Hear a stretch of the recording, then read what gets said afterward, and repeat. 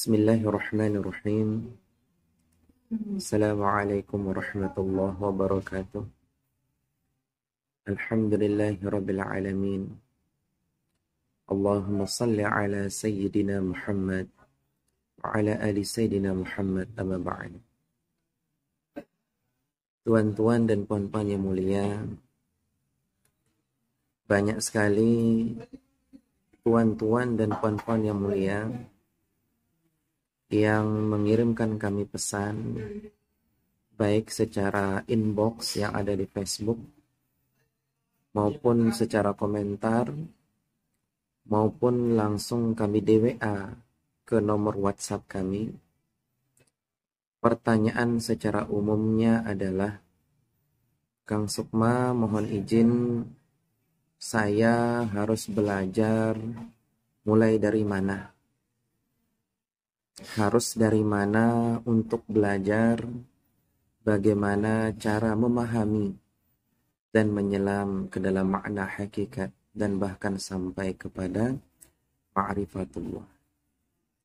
Sebelumnya tuan-tuan, saya bukanlah siapa-siapa. Bisa jadi makom tuan jauh lebih tinggi derajatnya di sisi Allah daripada saya pribadi. Sehingga saya juga memohon doa kepada tuan-tuan dan puan-puan yang mulia untuk kita sama-sama saling mendoakan. Mudah-mudahan Allah Subhanahu wa taala memberikan kita hidayah. Adapun untuk menjawab pertanyaan tuan-tuan dan puan-puan yang mulia, kita simak dulu salah satu potongan ceramah daripada guru kami yang mulia. Allah menciptakan kita ini adalah untuk beribadah kepadanya. Yang menghasilkan ibadat itu akan hakikat, yaitu ma'rifat. Ibadah kepada Allah artinya syariat.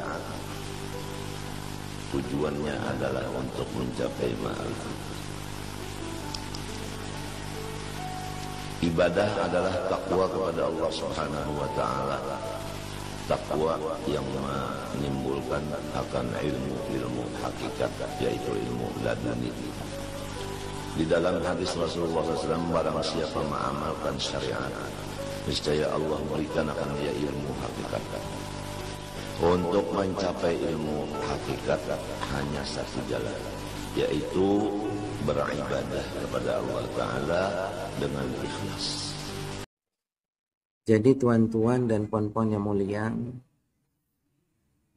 setelah kita meresapi penyampaian guru kami yang mulia, hal yang pertama kita harus pahami, yaitu bagaimana tata cara kita beribadah kepada Allah Subhanahu wa taala. Maka apabila berbicara tentang tata cara, maka ini berkaitan tentang syariat, berkaitan tentang fikih. Maka hal yang pertama kali kita pelajari adalah ilmu fikih, yaitu fikih ibadah, fikih muamalah, fikih keluarga, dan fikih peradilan Islam. Adapun kita mungkin tak perlu menghafalkan semua kaidah-kaidah tersebut. Namun setidaknya kita pernah membaca, pernah mempelajari sedikit, terutama fikih ibadah, yang berbicara tentang ibadah yang umum dan ibadah yang khusus. Ibadah yang khusus adalah seperti sholat, puasa, zakat, haji. Dan perlu kita memahami sedikit tidak tentang tohar. Lalu kita mempelajari tentang fikih muamalah yang berbicara tentang jual beli, tentang gadai, tentang upah, tentang wasiat, tentang faraid, ya. Dan berbicara tentang fikih pernikahan, fikih keluarga yang berbicara tentang pernikahan, perceraian, masa iddah, dan lain sebagainya.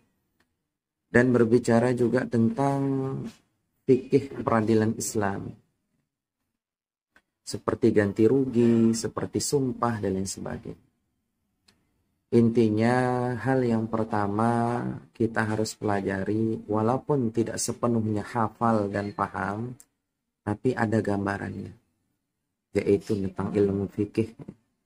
Setelah kita mengerti fikih ibadah, bagaimana cara kita beribadah menyembah Allah Ta'ala, baru kita mempelajari tentang hati, tentang keikhlasan, tentang bagaimana kita terhindar dari penyakit-penyakit hati, seperti iri, dengki, riya, sombong, ujub, hubbul mal, cinta harta, cinta jabatan, prasangka buruk, ghibah, dan lain sebagainya.